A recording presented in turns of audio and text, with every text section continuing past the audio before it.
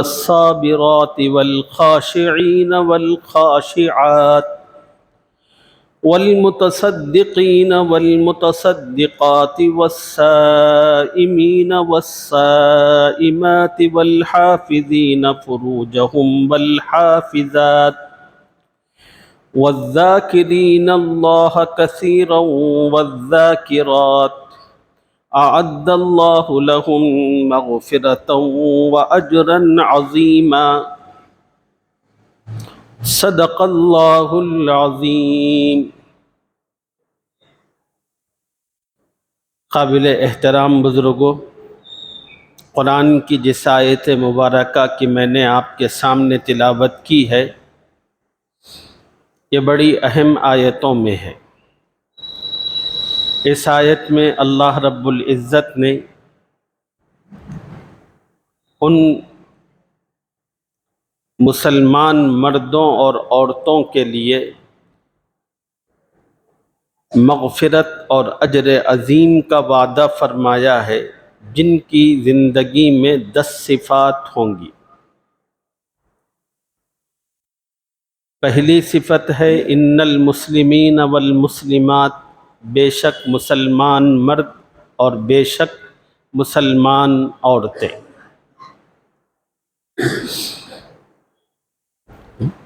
گزشتہ سبق میں بڑی تفصیل کے ساتھ میں نے آپ حضرات کی خدمت میں یہ بات عرض کی تھی کہ مسلمان کہتے کس کو ہیں۔ دوسری بات میں نے یہ عرض کی تھی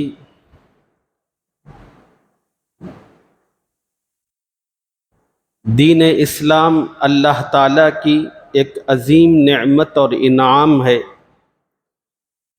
اللہ کی یہ نعمت دنیا میں انسانوں کو حضرت محمد الرسول اللہ صلی اللہ علیہ وسلم کے واسطے سے ملی ہے۔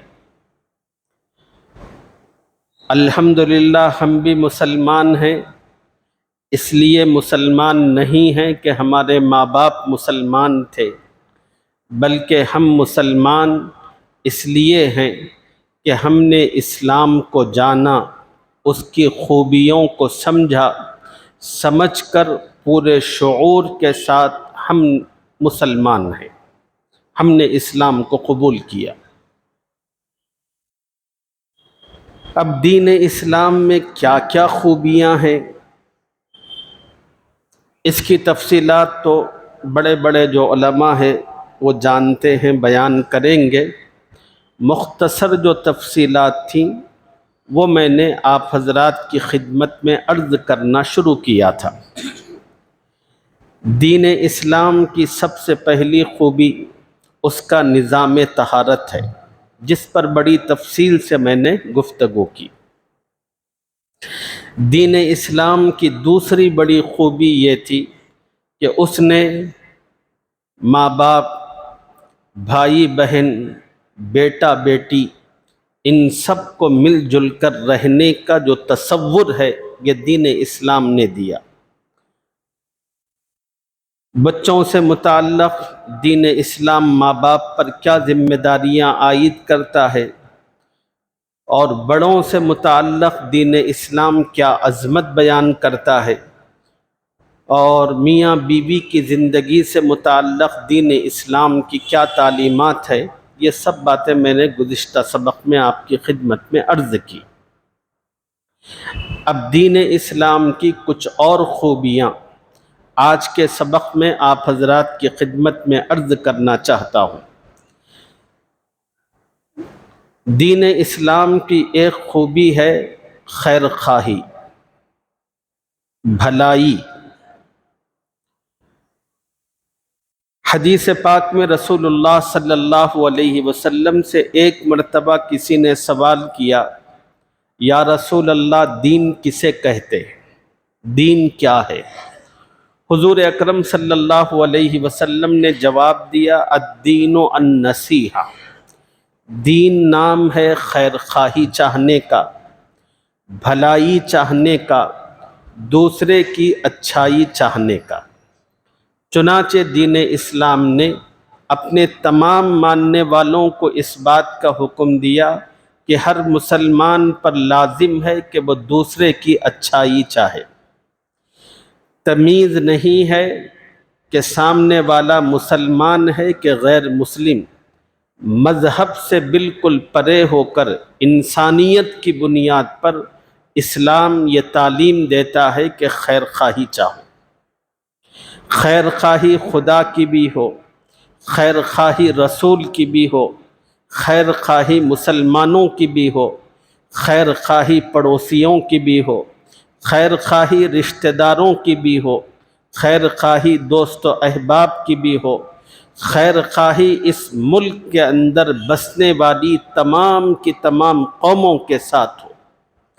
جن جن لوگوں کے ساتھ آپ کے ریلیشن بنتے ہیں، جن لوگوں کے ساتھ آپ کا واسطہ اور تعلق پڑتا ہے، ان سب سے متعلق خیر خواہی یہ آپ کی ذمہ داری ہے، اور رسول اللہ صلی اللہ علیہ وسلم نے اس کو لازم فرمایا۔ ایک موقع پر حضور صلی اللہ علیہ وسلم سے سوال کیا گیا، یا رسول اللہ صلی اللہ علیہ وسلم، آپ بتائیں دنیا میں سب سے بہترین آدمی کون ہے؟ حضور اکرم صلی اللہ علیہ وسلم نے جو جواب دیا، وہ جواب ہر مسلمان بھائی کو اپنے دل و دماغ پر نقش کرنا چاہیے۔ نبی علیہ السلام نے یہ نہیں کہا کہ حج کرنے والا سب سے بہترین ہے۔ نبی نے یہ نہیں کہا کہ نمازیں پڑھنے والا، تہجد پڑھنے والا، دعا اور ذکر کرنے والا سب سے بہترین۔ نبی علیہ السلام نے فرمایا، خیر الناس من ینفع الناس، لوگوں کی جو سب سے زیادہ بھلائی چاہے، جو انسانوں کو سب سے زیادہ بھلائی پہنچائے، وہ اللہ اور اس کے رسول کی نظر میں سب سے بہترین انسان ہے۔ نبی علیہ السلام نے یہ معیار بیان کر کے تمام کے تمام مسلمانوں کو دعوت دی۔ اللہ کے نزدیک معیار یہ ہے۔ ایک اور حدیث میں موجود ہے، اللہ تعالیٰ نے فرمایا، الخلق عیال اللہ، دنیا کی ساری انسانیت اللہ کا کنبہ ہے، اللہ کی فیملی ہے، اللہ اس کے سربراہ ہیں، سب کو اللہ نے بنایا۔ اور پھر نبی علیہ السلام نے فرمایا، اللہ تعالیٰ کو وہ شخص سب سے زیادہ پسند ہے جو اس کی مخلوق کے ساتھ بھلائی، ہمدردی اور خیر خواہی کرے۔ دین اسلام تو وہ عظیم دین ہے جو نہ صرف انسانوں کے ساتھ خیر خواہی کا حکم کرتا ہے، بلکہ دین اسلام اس سے آگے بڑھ کر جانوروں کے ساتھ بھی خیر خواہی کا حکم کرتا ہے۔ رسول اللہ صلی اللہ علیہ وسلم نے فرمایا، ارحموا من فی الارض یرحمکم من فی السماء، لوگو تم زمین والوں پر رحم کرو، آسمان والا تم پر رحم کرے گا۔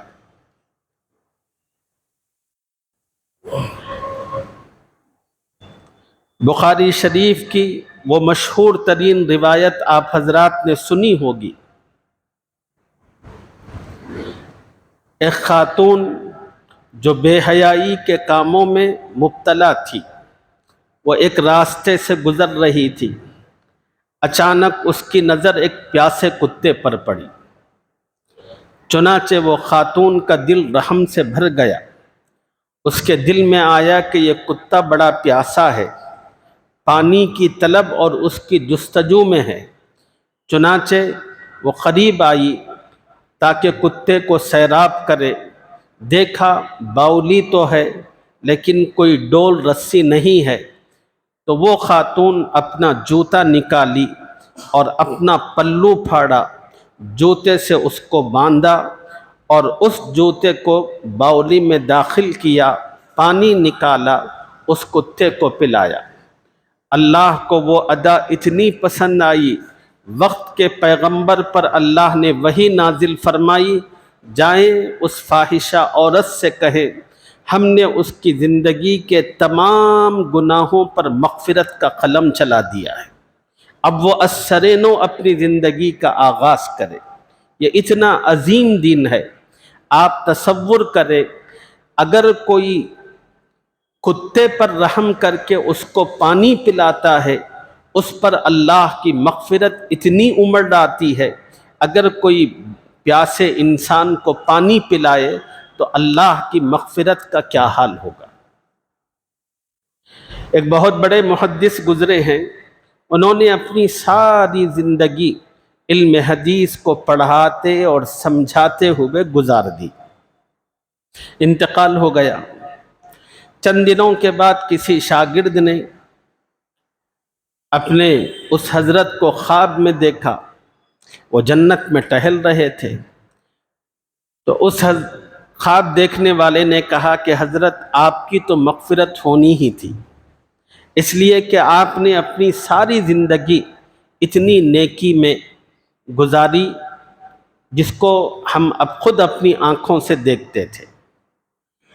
اس بزرگ نے کہا کہ نہیں بھائی، تم جو سمجھ رہے ہو معاملہ ویسا نہیں ہے۔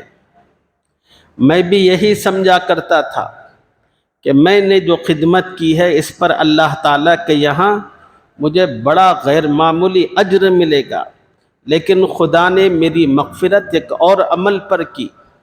وہ عمل تھا جو مجھے یاد بھی نہیں تھا۔ اللہ تعالیٰ کی بارگاہ میں میں حاضر ہوا تو اللہ نے کہا کہ جاؤ، ہم نے تمہاری مغفرت کر دی۔ اور میں خوش ہو کر پلٹ رہا تھا تو اللہ کی جانب سے صدا آئی، پوچھتے نہیں ہو کہ ہم نے تمہاری مغفرت کس عمل پر کی؟ میں نے اللہ کی بارگاہ میں گریہ زاری کے ساتھ عرض کیا کہ میرے رب، مجھے تو پتہ نہیں ہے، آپ ہی بتا دیں کہ آپ نے میری مغفرت کس ادا پر کی۔ تو اللہ نے فرمایا کہ ایک مرتبہ تم علم حدیث لکھنے کے لیے بیٹھے تھے اور تم نے اپنا قلم دوات میں ڈبویا تھا، اب لکھنا چاہتے تھے کہ اچانک ایک مکھی آئی اور آ کر تمہارے قلم پر بیٹھ گئی۔ تمہارے دل میں آیا مکھی پیاسی ہے اور وہ سیاہی چوسنا چاہتی ہے، چنانچہ آپ نے اپنے ہاتھ کو حرکت نہیں دی تاکہ مکھی اس سیاہی کو چوس لے۔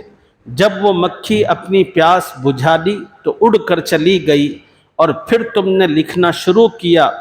وہ جو تمہارا عمل تھا وہ ہمیں بہت پسند آیا، اس پر ہم نے تمہاری مغفرت کر دی۔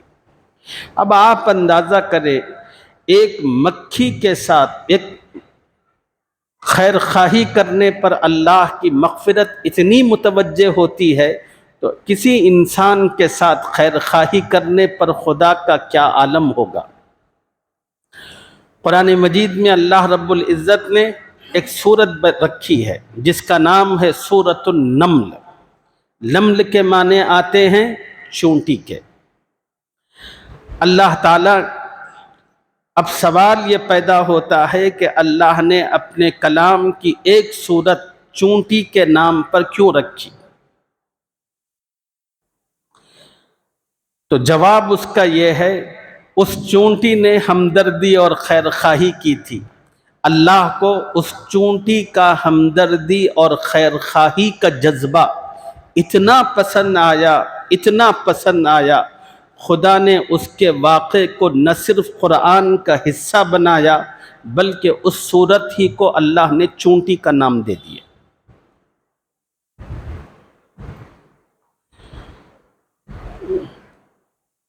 تمام کی تمام چونٹیاں اپنے بلوں سے نکلی ہوئی تھی اور صبح اپنی روزی کی تلاش کر رہی تھی۔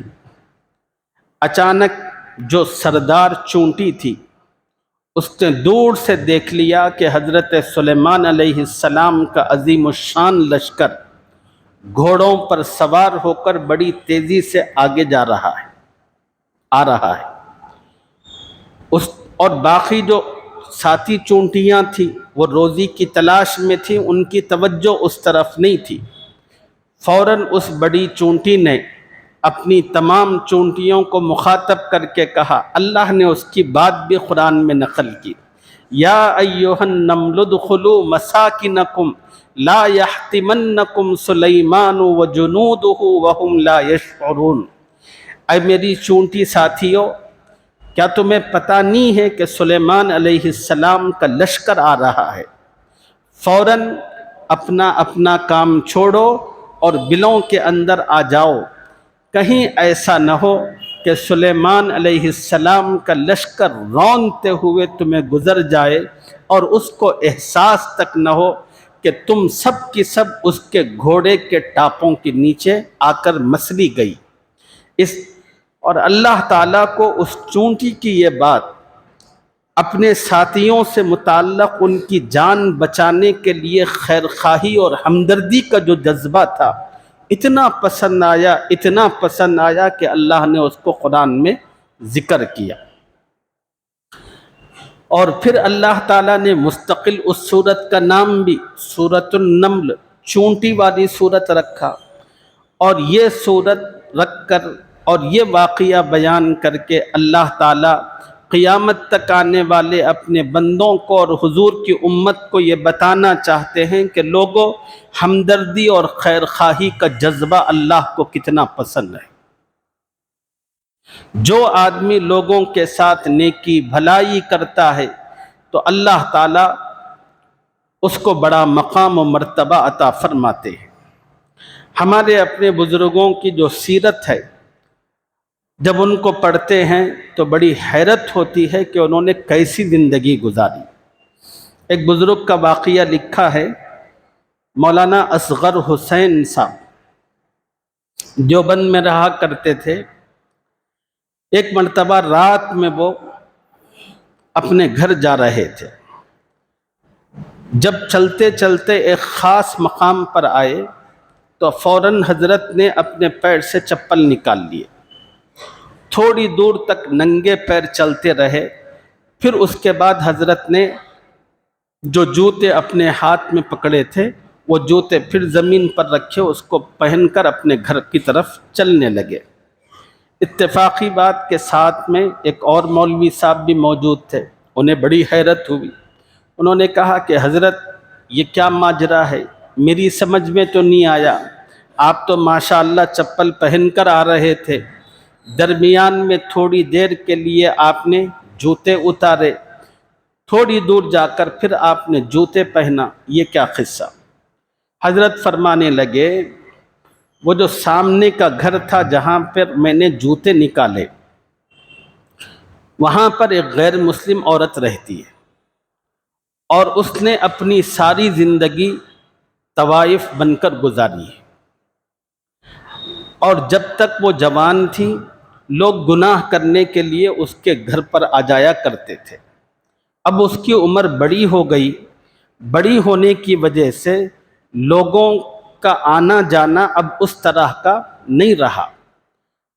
مجھے خیال ہوتا ہے کہ اگر میں جوتے پہن کر ساتھ میں چلوں، دروازے کے پیچھے جو طائف ہے اس کے دل کے اندر ایک گمان پیدا ہوگا، شاید میرے دروازے پر کوئی گاہک آ رہا ہے، اس کو ایک امید ہوگی۔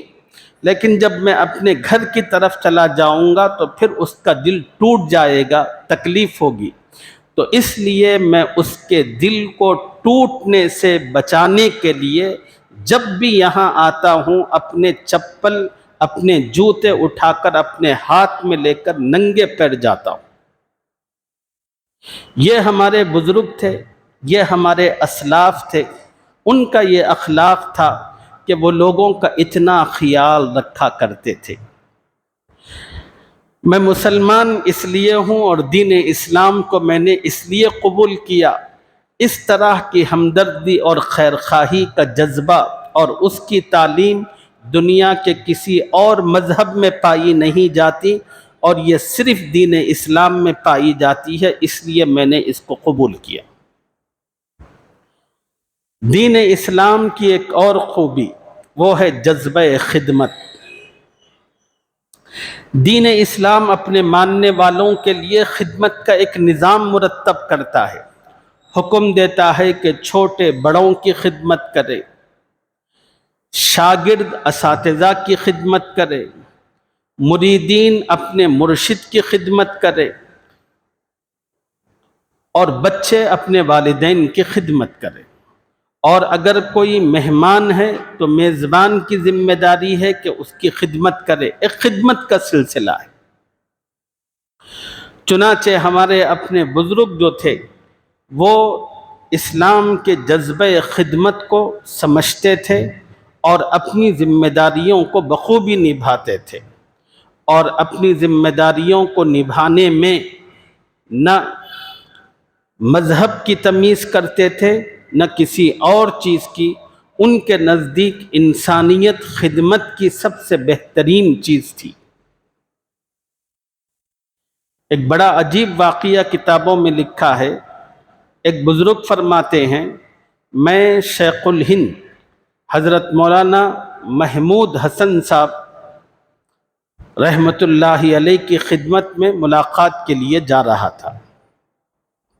میرے ساتھ ایک ہندو بھی ہو گیا۔ اب وہ عالم کہتے ہیں کہ میں تو جا رہا تھا، اچانک میری شناسائی تھی، وہ بھی ساتھ میں ہو گیا۔ اب دل میں ڈر رہا تھا کہ میں شیخ الہند کے پاس جا رہا ہوں، پتہ نہیں میرے ساتھ وہ اس غیر مسلم کو دیکھ کر کیا کہیں گے، حضرت ملاقات بھی کریں گے نہیں کریں گے، یہی سوچیں تھی۔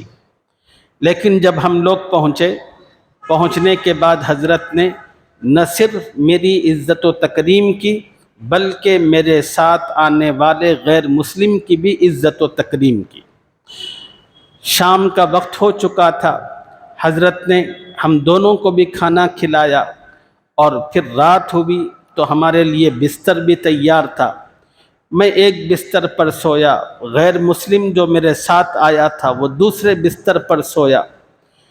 پھر وہ عالم کہتے ہیں، رات کو میری ان گنہگار آنکھوں نے دیکھا کہ 2-3 بج رہے تھے، شیخ الہند غیر مسلم کے پیر دبا رہے تھے۔ یہ میرا مہمان ہے، میں اس کا میزبان ہوں، اور اس کی خدمت کرنا یہ مجھ پر دین اسلام کی ذمہ داری ہے۔ یہ وہ اعلیٰ ترین اخلاق ہے جو دین اسلام نے عطا فرمائے۔ ایک اور عجیب واقعہ کتابوں میں لکھا ہے کہ حضرت مولانا شیخ الاسلام حضرت مولانا محمد حسین احمد مدنی رحمۃ اللہ علیہ ایک مرتبہ ٹرین میں سفر کر رہے تھے۔ اس ملک کو آزادی دلانے والوں میں جن جیالوں نے غیر معمولی کردار ادا فرمایا ان میں ایک شخصیت حضرت مولانا حسین احمد مدنی رحمۃ اللہ علیہ کی تھی۔ انہی کے بیٹے ہیں حضرت مولانا ارشد مدنی صاحب دامت برکاتہم، جو میرے استاد محترم بھی ہیں، اور حضرت سے میں نے ترمذی پڑھی ہے۔ اللہ حضرت کے عمر و اقبال میں خیر و برکت عطا فرمائے۔ جس طرح باپ نے اپنی ساری زندگی امت مسلمہ کے لیے وقف کر رکھی تھی، بالکل وہی بے باک انداز بیٹے کا بھی ہے، اور بیٹے نے بھی اپنی ساری زندگی امت مسلمہ کی خدمت میں گزاری۔ مختلف موقعوں پر ملک کے ان حالات میں کوئی شخصیت ہے جو دبنگ طور پر آواز اٹھاتی ہے، وہ صرف حضرت مولانا ارشد احمد مدنی رحمۃ اللہ دامت برکاتہم کی ہے۔ تو ان کے جو والد ہیں حضرت مولانا حسین احمد مدنی رحمۃ اللہ علیہ، ایک مرتبہ ٹرین میں سفر فرما رہے تھے، اور ساتھ میں کچھ غیر مسلم بھی تھے۔ حضرت اپنے آپ میں تھے، غیر مسلم بھی اپنے آپ میں۔ حضرت کی سامنے کی سیٹ پر بیٹھا ہوا ایک غیر مسلم بنیا تھا، وہ ضرورت کے لیے گیا۔ اب جب واپس آیا تو جھلایا ہوا تھا۔ اب وہ بک بک کر رہا تھا، لوگوں میں تمیز نہیں ہوتی، پتہ نہیں ان کے ماں باپ نے ان کو کیا اخلاق دیے۔ تو حضرت نے پوچھا کہ کیا بات ہے؟ کہنے لگا، میں ضرورت کے لیے بیت الخلاء گیا تھا، پورے بیت الخلاء میں گندگی بھری ہوئی ہے۔ بیٹھ گئے۔ حضرت نے کچھ نہیں کہا۔ 10 منٹ کے بعد حضرت خاموشی سے اٹھے اور بیت الخلاء گئے، اور پورا کا پورا بیت الخلاء حضرت نے صاف کیا۔ صاف کر کے حضرت آئے اور آ کر اپنے سامنے بیٹھے ہوئے شخص سے کہنے لگے کہ بھائی تم تو کہہ رہے تھے کہ بیت الخلاء بڑا خراب ہے، میں ابھی جا کر آ رہا ہوں، بہت صاف ہے۔ فوراً وہ گیا اور جب واپس آیا تو آنے کے بعد کہنے لگا او بنیا، حضرت میں آپ کا بڑا سخت دشمن تھا، آپ کی اس ادا نے مجھے آپ کا عاشق بنا دیا۔ یہی وہ خدمت کا جذبہ تھا جس سے ہمارے اپنے بڑوں نے ہر کسی کے دل کو جیتا، اور آج ہم میں اور ہمارے ہم وطنوں کے اندر جو دوریاں ہیں اس کا بنیادی سبب یہ ہے کہ وہ جو اخلاق جس کی بنیاد پر جوڑ ہو سکتا تھا وہ آج ہمارے اندر نہیں رہے۔ اللہ تعالیٰ اپنے فضل سے، اپنے کرم سے اس قسم کا جذبہ خدمت ہمیں اپنے اندر پیدا کرنے کی توفیق عطا فرمائے۔ جذبہ خدمت سے متعلق جو باتیں میں نے عرض کی یہ دنیا کے کسی اور مذہب میں پائی نہیں جاتی، یہ صرف دین اسلام کی خوبی ہے جس نے اپنے ماننے والوں کو اس کی تعلیم دی۔ اللہ تعالیٰ اپنے کرم سے دین اسلام سے وابستگی مجھے عطا فرمائے، اور اللہ تعالیٰ اسی دین پر اپنی زندگی کے آخری لمحے تک قائم رہنے کی اور اسی پر مرنے کی مجھے، آپ کو اور میری تمام نسلوں کو اور امت مسلمہ کو حق تعالیٰ توفیق عطا فرمائے۔ دین اسلام کی مزید خوبیاں کیا ہیں انشاءاللہ اگلے سبق میں آپ حضرات کی خدمت میں عرض کریں گے۔ اللہ مجھے اور آپ کو دین اسلام کی قدر کرنے کی توفیق عطا فرمائے۔ سبحان اللہ وبحمدہ، سبحانک اللہم وبحمدک ونشہد ان لا الہ الا